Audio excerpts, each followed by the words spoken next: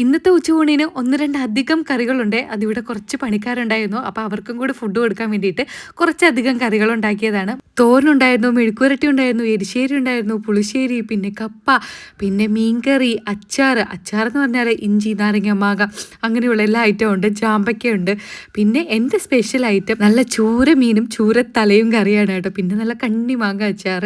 അപ്പോൾ ഇത്രയും സാധനങ്ങളുണ്ടെങ്കിലും എനിക്ക് വേറെ ഒരു സാധനവും വേണ്ട. എനിക്ക് ഏറ്റവും കൂടുതൽ ഇഷ്ടം കപ്പയും മീൻകറിയും കൂടെ കഴിക്കാനാണ് കേട്ടോ. എനിക്ക് ഇഷ്ടപ്പെട്ട മീനൊക്കെ ആണെങ്കിൽ എനിക്കത് മാത്രം മതി. ഞാൻ വേറെ ചോറും ഒന്നും കഴിക്കാറില്ല. ഇവിടെ കൂടുതലും മീനിന്റെ തല കഴിക്കുന്നത് ഞാനാണ്. അതും ചൂര മീനിന്റെ തലയാണ് എനിക്കിഷ്ടം. അതും ഇത്രയും പെർഫെക്റ്റ് ആയിട്ട് കഴിക്കുന്ന ആൾ ഞാൻ മാത്രമേ ഉള്ളൂ. ചേട്ടനൊക്കെ കൊടുത്തു കഴിഞ്ഞാൽ വെറുതെ ഇങ്ങനെ കടിച്ചിട്ടങ്ങ് മാറ്റി വെക്കും. ഞാനാണെങ്കിൽ അതിനെ കഴിച്ച് അവസാനം അതിന്റെ മുള്ളു പോലും കാണാത്ത രീതിയിലാക്കി വെക്കും കേട്ടോ. അപ്പോൾ എനിക്ക് മീൻകറി എടുത്തു, മീൻ തല എടുത്തു. വറുത്ത മീൻ അങ്ങനെ നിർബന്ധമൊന്നുമില്ല, എന്നാലും വറുത്തത് കൊണ്ട് എടുത്തതേ ഉള്ളൂ. മീനെന്ന് പറഞ്ഞാൽ നല്ല ഫ്രഷ് മീനായിരുന്നു കേട്ടോ.